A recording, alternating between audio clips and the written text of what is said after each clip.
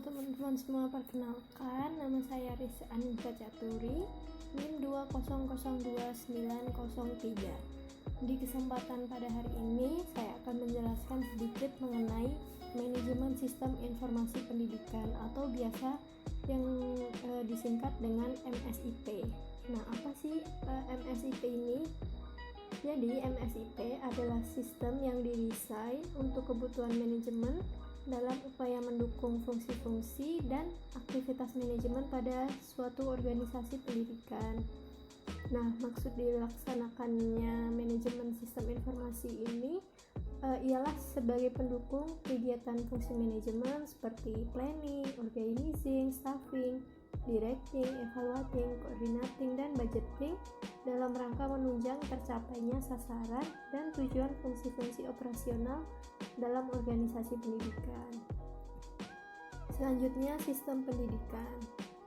Ide membangun sistem informasi itu pada dasarnya merupakan ide yang ringan, akan tetapi dengan keterlibatan beberapa unsur yang mendukung atas pembangunan tersebut, ide tersebut akan berkembang menjadi kompleks atau sangat kompleks.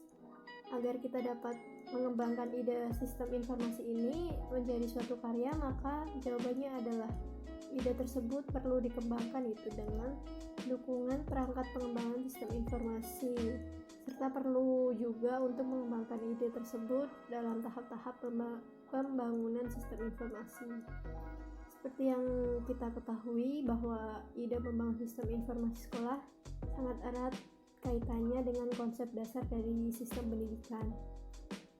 Nah, di Indonesia sendiri, sistem pendidikan menurut Undang-Undang Nomor 20 Tahun 2003 dikatakan bahwa pendidikan adalah usaha sadar dan terencana untuk mewujudkan suasana belajar dan proses pembelajaran agar peserta didik secara aktif mengembangkan potensi dirinya untuk memiliki kekuatan spiritual keagamaan itu dan pengendalian diri, kepribadian, kecerdasan, akhlak mulia, serta keterampilan yang diperlukan dirinya, masyarakat, maupun bangsa dan negara. Selanjutnya ada komponen utama dalam sistem informasi. Ada 5, yaitu yang pertama komponen perangkat keras atau hardware, yang kedua komponen perangkat lunak atau software, ketiga komponen sumber daya manusia atau brainware, keempat komponen jaringan komputer atau netware, dan yang kelima itu komponen sumber daya data atau dataware. Selanjutnya aplikasi sistem informasi manajemen pendidikan. Nah, ada 4. Yang pertama itu lembaga sekolah yang memuat murid, guru, penyelenggaraan administrasi sekolah.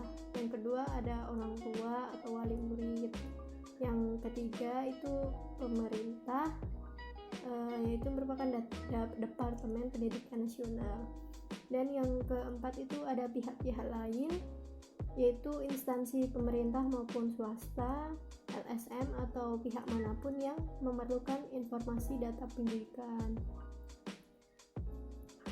Yang selanjutnya ada ruang lingkup MSIP back office. Yang pertama itu ada koneksi dan setting, memuat identitas sekolah, setting tahun ajaran, setting kurikulum, koneksi database, dan format tanggal.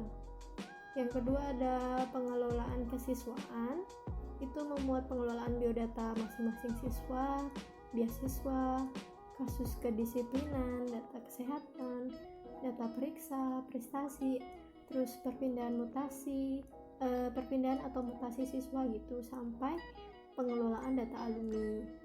Yang ketiga ada pengelolaan akademik, laporan nilai hasil ujian secara periodik, data nilai KTSP, data nilai KBK, data absensi, data bimbingan dan penyuluhan, data kasus siswa, terus juga rencana pengajaran, pengelolaan mata pelajaran, penjadwalan, dan prestasi-prestasi akademik.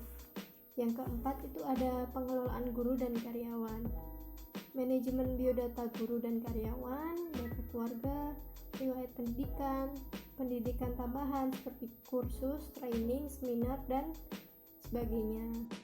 Yang kelima ada pengelolaan keuangan, itu memuat manajemen pembayaran biaya sekolah, administrasi dana BOS atau bantuan operasional sekolah dan penggunaannya. Terus juga biaya tambahan seperti biaya praktikum, biaya ekstrakurikuler dan lain-lain. Yang keenam itu ada pengelolaan perpustakaan seperti pengelolaan buku, terus status keanggotaan dan peminjaman, stok inventory, jurnal keluar masuk buku, dan laporan-laporan yang terdiri dari statistik peminjaman, statistik keluar masuk buku, rekap peminjaman, dan rekap pengembalian. Terus yang ketujuh ada pelaporan. Jadi di dalam pelaporan ini adalah pelaporan siswa seperti induk siswa, kesehatan, periksa kesehatan, beasiswa, terus kasus, terus juga pelaporan guru atau pegawai, terus rencana pengajaran, nilai, kelulusan, statistik, dan laporan ke Depdiknas seperti data sekolah, siswa, dan guru.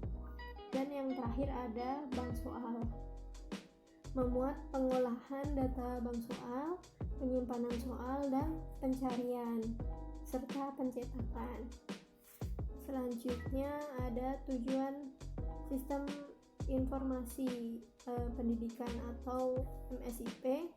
Yang pertama yaitu membantu seluruh bagian yang berperan di dunia pendidikan dengan cara memberikan informasi yang menyeluruh tentang pendidikan dari tingkat sekolah dasar hingga sekolah menengah umum atau yang setara.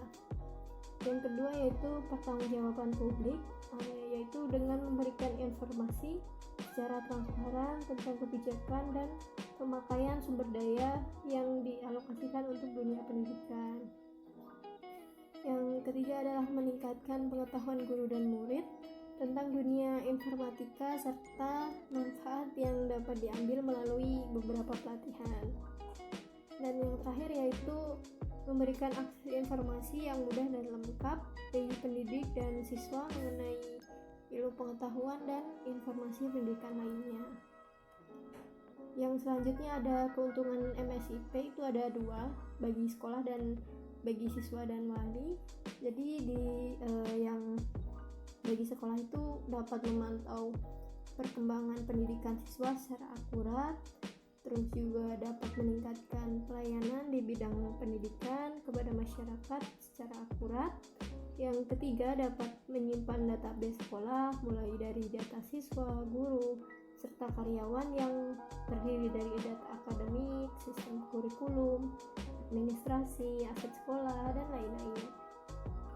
Yang keempat, memudahkan pekerjaan sekolah tersebut dalam segala aspek, mulai dari BK, TU, dan lain-lain. Yang kelima yaitu dapat mengangkat brand image sekolah tersebut secara tidak dengan memiliki fasilitas manajemen modern. Yang kedua yaitu bagi siswa dan wali, itu siswa dapat berkreasi, membuat seperti blog, vlog, atau email, dan lain-lain. Terus yang kedua, siswa dapat memantau ilmu dari luar sekolah. Terus yang ketiga, siswa dapat berkorespondensi dengan sesama pelajar di seluruh dunia, tidak hanya di Indonesia saja. Terus yang keempat, siswa dapat mencari info beasiswa dari dalam maupun luar negeri. Terus bagi orang tua, yang pertama yaitu orang tua dapat mengecek absensi atau daftar nilai melalui fasilitas SMS atau aplikasi lainnya. Terus Ditboy Go to School tanpa perlu repot datang sekolah. Yang terakhir itu dapat memantau perkembangan siswinya. Nah, yang terakhir kesimpulan dari materi yang saya sampaikan, jadi dalam menghadapi globalisasi, dunia pendidikan Indonesia itu harus secepatnya berbenah diri dalam meningkatkan sistem informasi guna menunjang daya saing sumber daya manusia yang dihasilkan oleh lembaga pendidikan.